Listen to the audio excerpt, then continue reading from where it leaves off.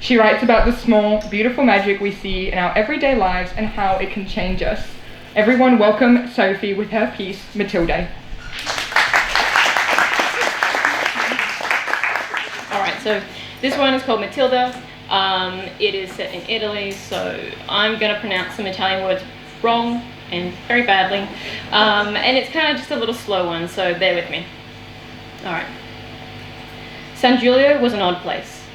Its commune was a small population, most of whom had reached elderly or were on their way towards it, but it was livelier than any of the small towns Claudia drove through regularly in Lincolnshire.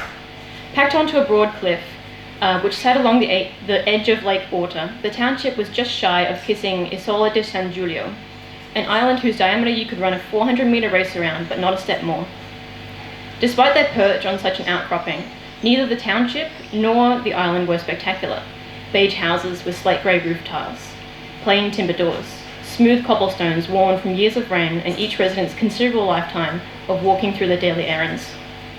The life of the town was inside. San Giulio's only bar, a place for dancing, balanced on cantilever stilts just feet away from the lake's rocky edge. It never failed to bring patrons in. Every night, the bar would remain open until sparkling light off the lake began to reflect patterns onto its ceiling, and only then would the townspeople begin to traipse home. They leaned on each other and hummed romance like they were still 20. Claudia's grandparents, Marcello and Matilde, had been regulars at the bar in their early days. She had found a faded Polaroid of them on the far wall the first night she had stayed in San Giulio. In it, her grandparents were middle-aged and all over each other. Matilda's dark hair half-covered Marcello's face, lighter strands highlighted white by the camera flash.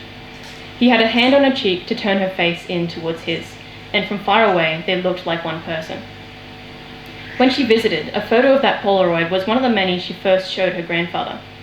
"Is this you, Nonna?" With Nonna. Marcello crinkled his eyes.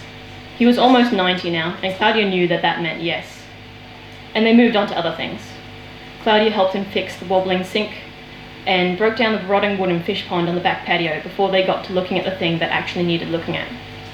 Claudia's mother had passed in the summer, so Nonna, and a bedroom full of items were all that were left of her. Disassembling the unfamiliar room into cardboard boxes fell to Claudia, as did a responsibility to pick and choose what to inherit. It was going to take days. Marcello left her alone once he had shown her how to get the rusty latch window open and placed a mug of chamomile tea on the dresser. The room lit up gold, muted honey, and finally dull amber, as Claudia sat and sifted through her mother's possessions. Most items, trinkets and papers, she had never seen before. Some of them she had heard her mother talk fondly about. There was a yellow photograph of her grandparents' wedding, where Nonna was broad and tall, glassesless, and Nonna was radiant and strong, her hair cropped short. The next item made Claudia pause. Carrying it towards the kitchen, Claudia lingered at the doorframe to listen to her grandfather hum as he gently scraped little orecchiette out of a log of dough. Marcello gazed at the patch of lake water visible through the kitchen window. Soft, his eyes watched the rippling surface. "Nonna? What is this? I found it in Mama's room."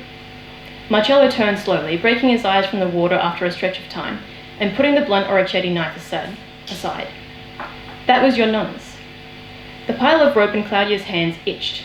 She brought it to the next room and laid it out on the floor. It was the only item in the boxes that Claudia felt was important, even though she had never seen it before. Spread out and flattened on the living room floor, the rope became a fishnet which stunk of the sea. Ah, she used to catch fish to sell at the market. Marcello stood at the doorway, motes of flour floating down from his palms and onto his slippers. She sailed? Her catch was the best. She put the fishermen out of business.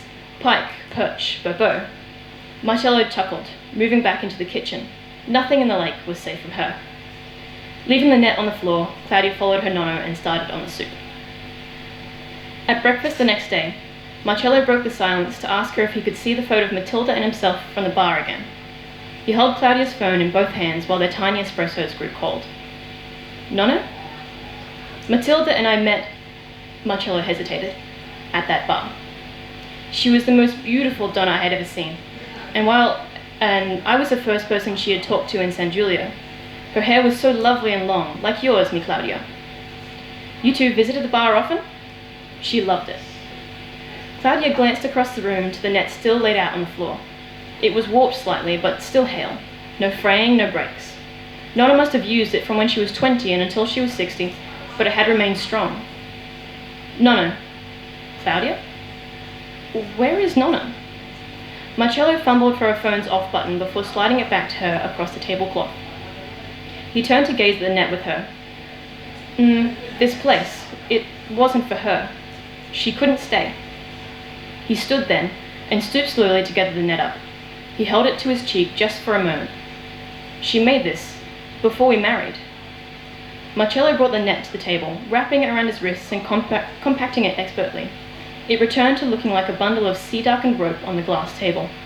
And lying in the morning light, the net's material reflected almost white, where it was flecked through with strands of lighter brown. It's beautiful, Nonna. Marcello smiled. She was. Thank you.